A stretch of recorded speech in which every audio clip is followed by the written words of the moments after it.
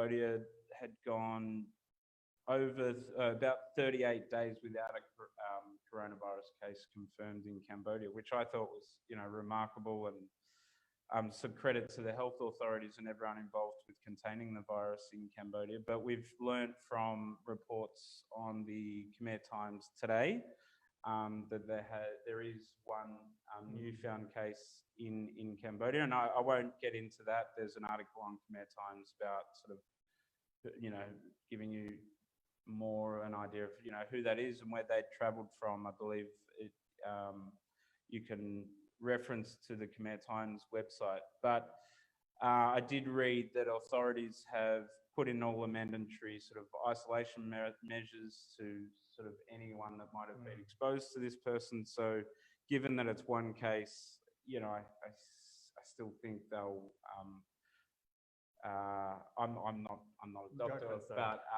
I hope, and we hope that sort of it's contained within that one case, of course. But sort of observing this, I'm sure you were seeing the same, like local confidence was certainly, and I think still is, sort of certainly increasing.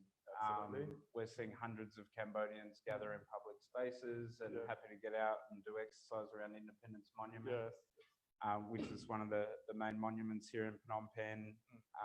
I had a meeting a few streets away yesterday and went past Koi Cafe. I think it's bubble tea or something like that. I could not believe the amount of people in there, and the amount of food panda drivers out the front. So that things like that, and sort of observing how many people are going into retail shops and happy to do exercise, as I said, around Independence Monument or in the evenings along Riverside. Just that's a sign of sort of people are starting to get back to normal, at least locally. Just for the audience, there is reports that Cambodia's making some moves to reopen some flights from some markets. So we hope that also brings confidence back to the Cambodia real estate market, of course, but sort of the economy in general. But sort of we'll come back to sort of how your thoughts on coronavirus related to the real estate industry a little bit later. But first, it's obviously great to have you here. You're originally from Malaysia. So how did you first end up in Cambodia? Did you choose Cambodia or? Thank you, Tom. Thank you, Realestate.com, for inviting me to join the webinar today. No worries. Yes. So I arrived here about 10 years ago. I was in Melbourne, Australia.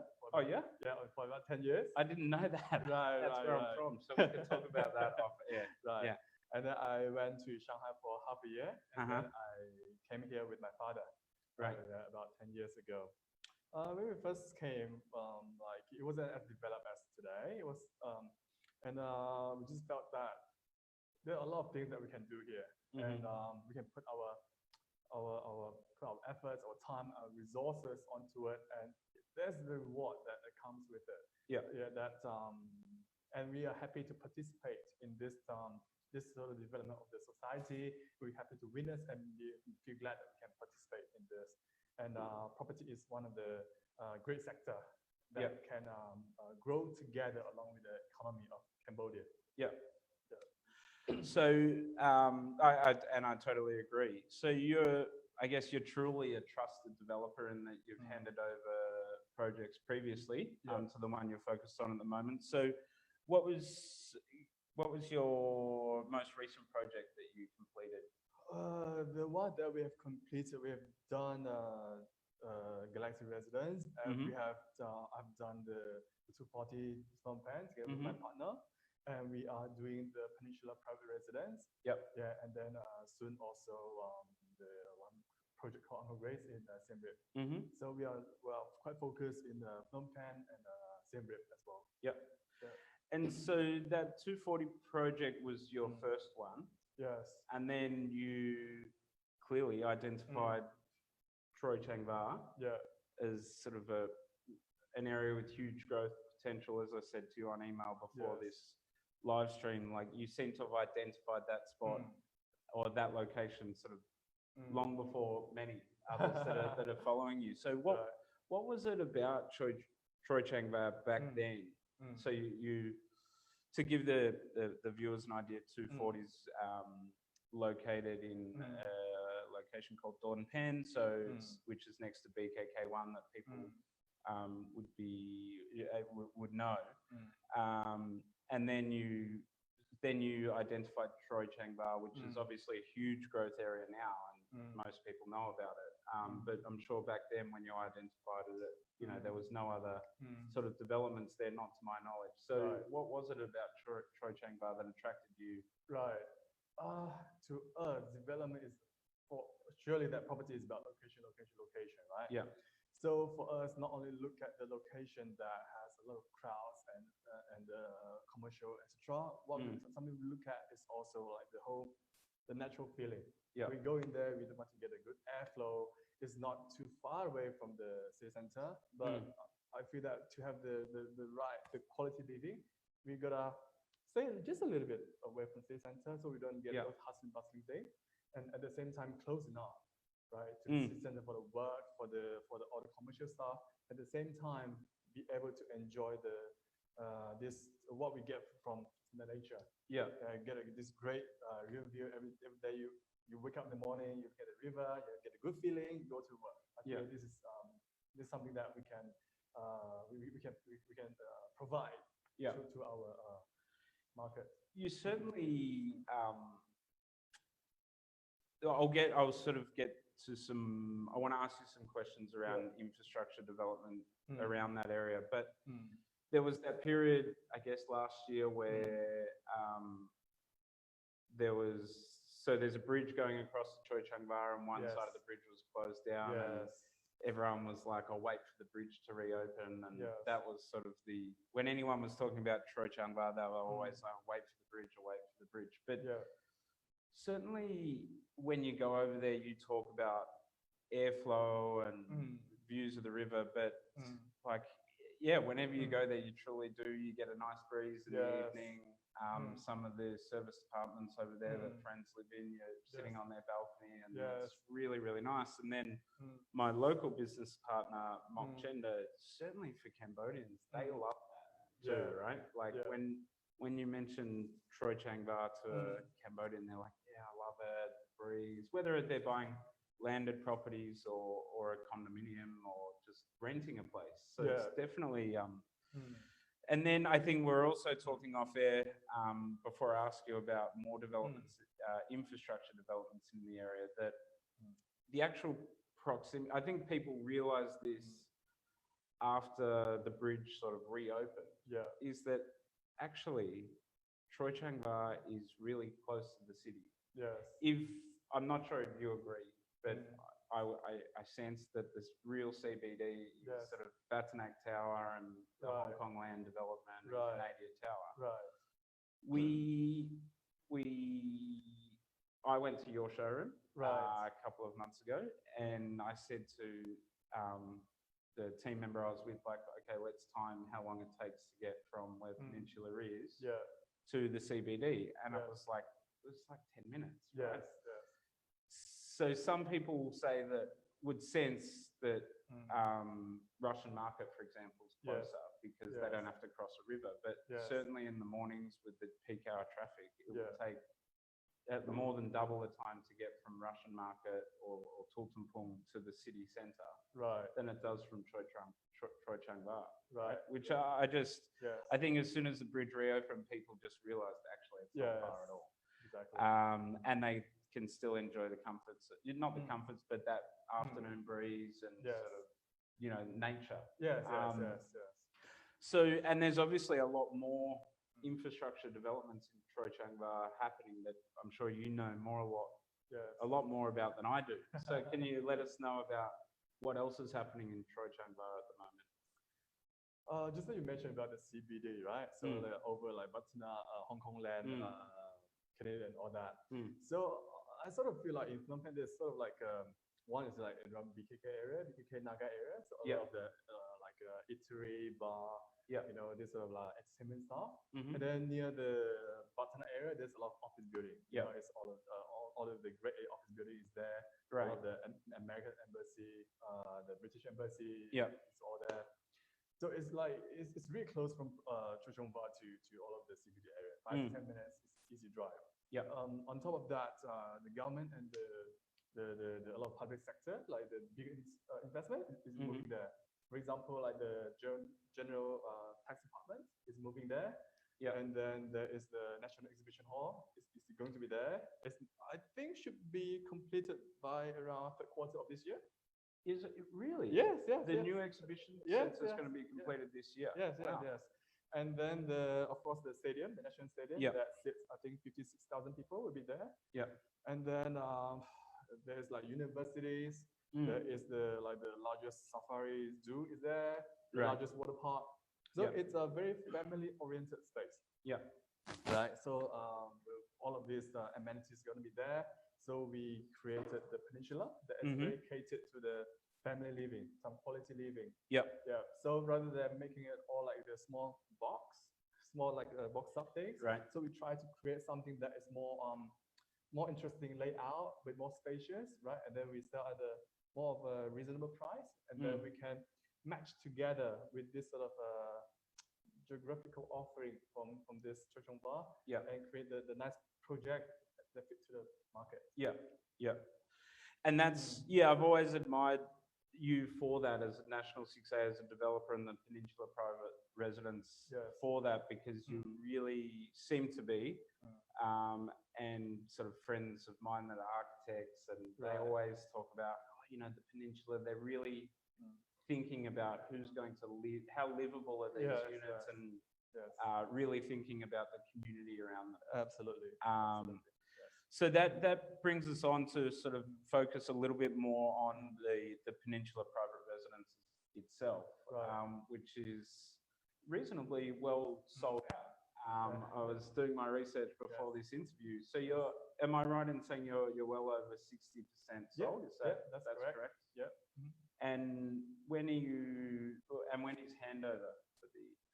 We expect to hand it over by end of this year. Given this COVID situation, I think last 2 months there were a bit of the issue with some material transport.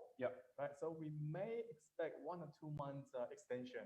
But everything is back on track in terms of the labor, the material delivery. We're going full speed ahead. And I guess then that could bring us a bit of a segue back to how coronavirus has impacted your business. Yes. So you've obviously had to communicate with buyers, absolutely, facilitate sort of inquiries. So how have you gone about communicating to sort of your buyers and marketing during this time? The COVID, it started, I think it was end of January, and then started really big thing in February until now. In Cambodia, we really started to feel it was, I think, the hardest was like in March and April. Right. And at the time, we just felt that during this COVID period, it probably wasn't the best time for us to really focus on sales. So I was telling my whole team, let's focus on the customer care. Right. We really should communicate to all our existing buyers what the situation is, how we take care of our all the staff, our construction workers, right? How we comply with the government rules for the safety and all that. And at the same time, to show a bit of the good care for the existing clients, we send like the mask, some sanitizing gels, etc., to all of our existing clients. And then now from March, April, there was all of this customer care thing, right? And then now move to May, we start to feel especially the local market in Cambodia, we really start to pick up. There are clients that trying to look for bargain. They're like, okay, they take a bit of risk. So during this COVID, but they want to take a bit of risk, try to find something that's interesting deal for them. So we try to accommodate that as well. And that's why I'm very happy that when I hear you guys are doing this Black Friday sales, I think it fits perfectly with us as a developer, and then like it bridges between those clients who's still there to make the investment now. These are the real demand, and we're happy to participate in this. Yeah, and thank you. We're super excited to have you on the Black Friday property sale. Yeah. We'll give that a bit more of a plug later on. Yeah. I want to sort of learn more about Peninsula Private Residence and you know, you guys as a developer a little bit more. So, and then tying it all back into coronavirus as well. So you're saying, how have you reached those local buyers during coronavirus? So, like, has traditional marketing changed? Do you focus more online? With the COVID, I think about the marketing things. Before, certainly that we have our offline thing, right? We have some leads, agency, the room agency, and then we have some online marketing also. So this COVID is sort of like prompt us to focus more on the online, right? And it's sort of like this is something that we need to do, whether there's a COVID or not, right? We should focus more on this online marketing thing. It just sort of like push us to focus on this sooner. Right. I think this is a good thing. And then with property, I look at this online sales, online marketing. This is like a tool. It's a tool that help us easier to communicate to the clients. Right? But at the end of the day, it's still the quality that thing that we really build and deliver to the clients. It's a trust that we want to establish with all our stakeholders. Right? We have this tool, and then we have this online tool that makes it easier for us to communicate this to everyone. I feel this sort of like increase the chance of success for us as a project developer. I agree, and that sort of, that's a trend that sort of is coming through these live streams, and that Jay was saying from the Skyline was saying similar things last week. In Cambodia, the young generation understand tech. I mean, they understand how to use apps and mobiles and almost better than me at times. It's remarkable. But there's also another sort of bias set in Cambodia, which is more older in age, who was certainly pre-COVID very offline focused, right? Like if a Cambodian investor is looking to buy property pre-COVID, they're certainly driving around the street looking for land. And we've certainly seen on our end tech sort of more of these sorts of buyers sort of forcing to come to websites and Realestate.com.kh and reaching developers through that. So it's and do you think that is a trend that now that they've almost taught themselves or their kids have taught them how to use these apps and things, do you think that's something that will carry on post-COVID? I feel that. I mean, look outside this property industry. Like with this COVID, it's sort of like forced everyone to take online classes for the kids, and then like offline, like work from home. This is something that is meant to happen. Maybe 3 years down the track, it just sort of like pushes things to go a bit faster.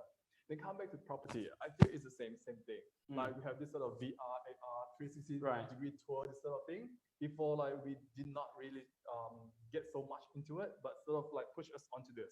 It's sort of like shorten the time length for us to adopt this sort of new technology.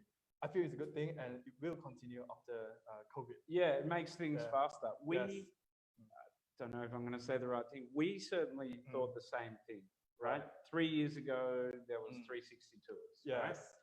And we sort of, as Realestate.com.kh and the tech company and the platform in Cambodia, we were like, we started selling these, right, to developers and real estate agents, and then we sort of said to ourselves, it's sort of a gimmick, right? Like if someone really wants to go and buy there, they're going to go to the showroom, they're going to look at the show units.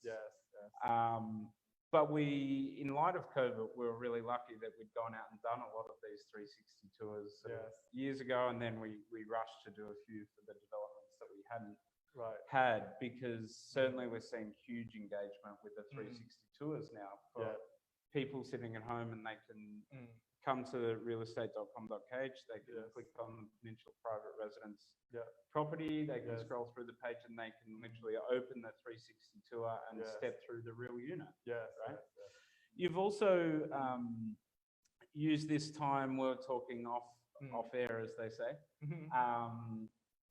you've used this time to also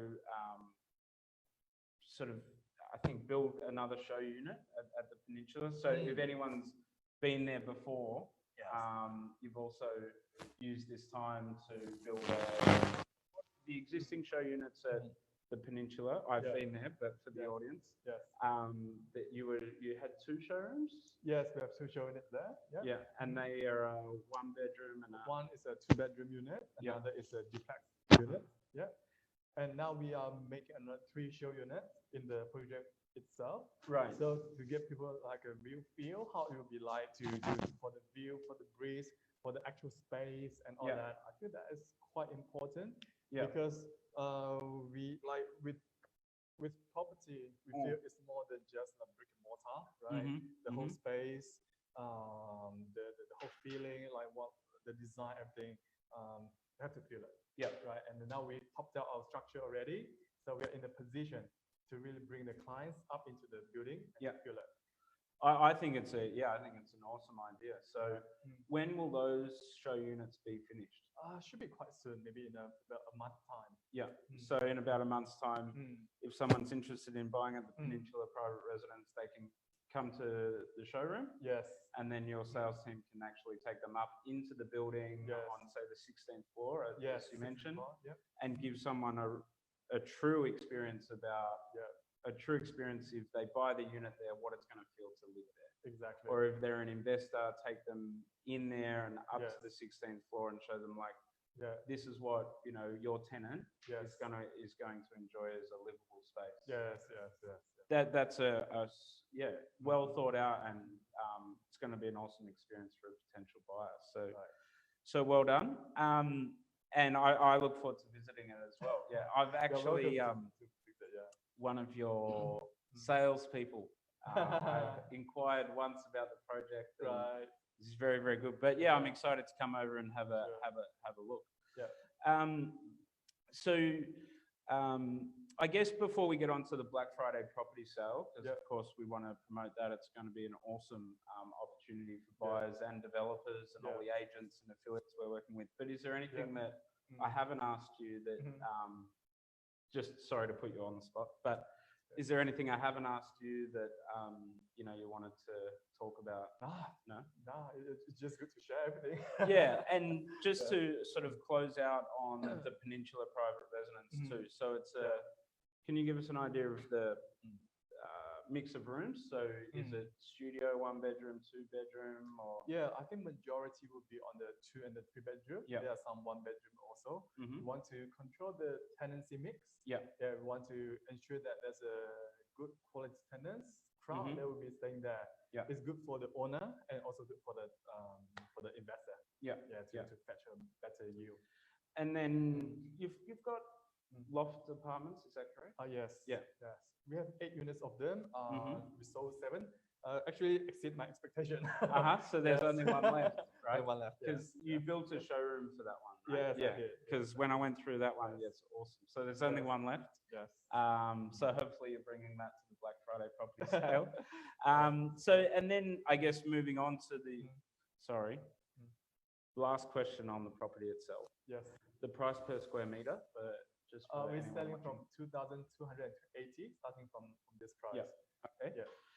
And then I guess moving on to the Black Friday property sale itself, and without giving too much away, because there's a bit of a strategy around sort of the discounts and things.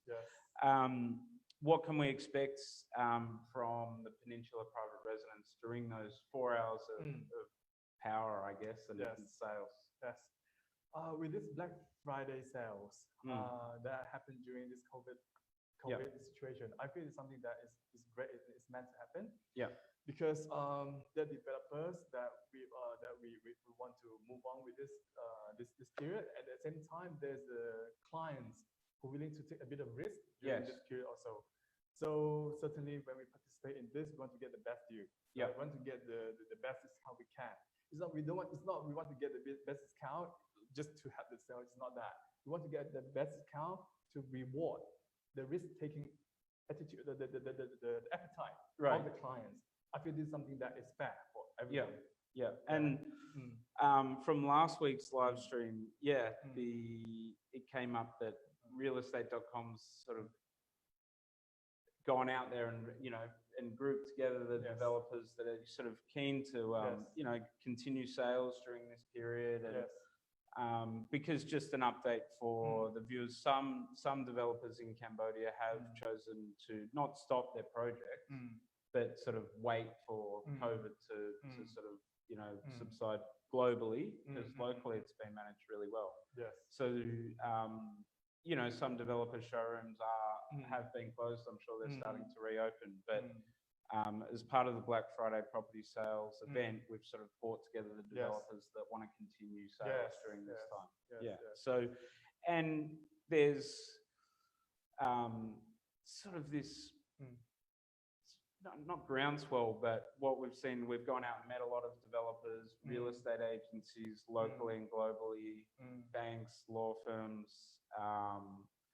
We are all part of the real estate market in Cambodia.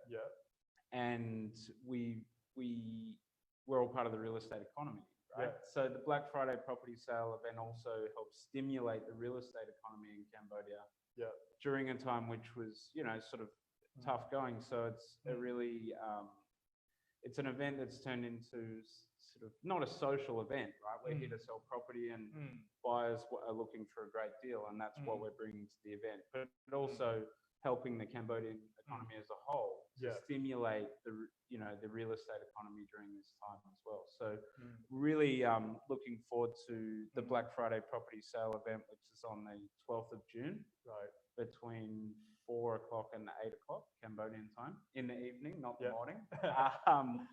And that time, it will be extendable based on sales. So we're certainly not going to cut it off at 8 o'clock if people are still looking and still buying. And we're really, thankful and looking forward to having the Peninsula private residents on that Black Friday property sale journey with us.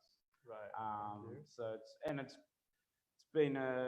it's sort of bringing the industry really together, this event as well. We're working with over 30 real estate agencies, media platforms, law firms, banks, property developers to really, it's uniting the real estate industry. So I was really delighted when my team came back and said the Peninsula private residence was on board, because it's certainly a project, we love in this office, and we love sort of helping you promote the property and getting the message out for you to potential buyers locally and internationally.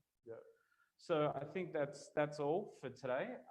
Hopefully I haven't missed anything, and hopefully I've educated the viewers about the Peninsula private residence and given everyone a bit of an update of the state of play with coronavirus in Cambodia. And I look forward to next Friday at 3 o'clock, where I'll have another guest from the real estate industry to continue providing updates in relation to coronavirus. Of course, we'll be talking about their participation in the Black Friday property sale event. And just, keeping everyone updated with what's happening in the real estate sector in Cambodia. But Mr. Chen Seng, thank you very much for joining us this afternoon. Thank you, Tom, for inviting me. No worries. Thank you. Cool, thank you. Thanks.